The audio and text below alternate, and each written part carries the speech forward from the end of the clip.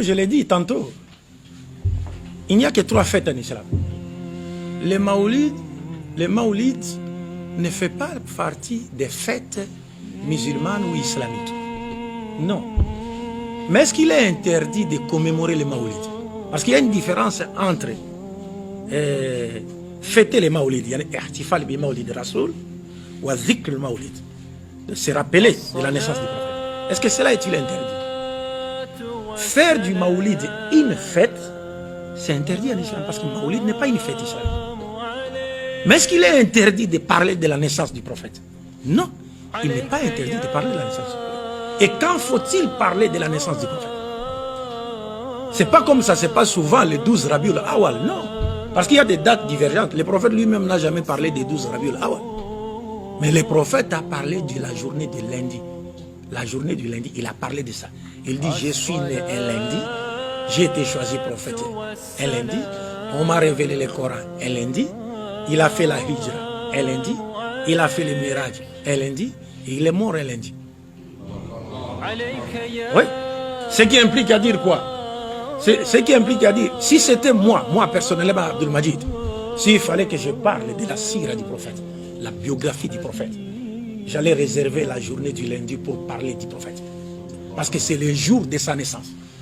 Ouais. Pas fêter, pas fêter. Parce qu'il y a des gens qui fêtent les Maoulides, mais qui ne connaissent rien de la vie du prophète. Vous allez leur demander, mais le prophète avait combien d'enfants, combien d'épouses, comment s'appelait-il? Il ne connaît rien, absolument rien. Est-ce que vous comprenez un peu ça? Mais si seulement on pouvait savoir comment se rappeler de la naissance du prophète, que dhikr Maoulid Rasoul sallallahu alayhi wa alihi. C'est-à-dire, chaque lundi, par exemple, les musulmans s'organisent, il y a ceux-là, après la prière du Fajr, l'imam reste là pendant 30 minutes, il récite quelques chapitres du livre de la biographie Sira Nabawiya, et d'autres dans une autre mosquée, après Salat al-Dhuhri, on récite quelques pages, d'autres mosquées aussi, ainsi de suite. Pendant toute une année, vous savez, chaque lundi, si vous vous mettez à lire un chapitre de la vie du prophète, pendant une année, vous avez 48 lundis. En une année, vous avez 48 lundis. Donc vous allez finir le livre de la biographie du prophète et tous les musulmans qui viendront à la mosquée là, ils vont tirer profit, ils vont connaître la vie du prophète. Parce que le prophète, la vie du prophète, c'est quoi? C'est l'explication pratique des enseignements coraniques. Vous ne pouvez pas comprendre le Coran ou comment mettre en pratique les enseignements de l'islam dans notre vie quotidienne sans passer par là la vie du prophète Mohammed sallallahu alayhi wa sallam. Donc le lundi, et puis ce n'est pas aussi un hasard que le prophète ait mentionné ce jour en disant je suis né lundi. C'est pas un hasard.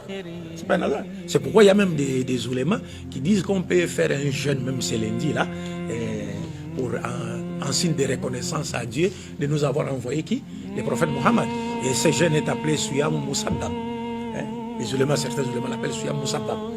Donc ça, mais pour en faire une fête. Non, le Maoulid n'a jamais été une fête islamique. Ça n'a jamais été une fête. Mais il n'est pas interdit de parler de la naissance de qui? Du prophète. Mais quand faut-il parler de la naissance du prophète?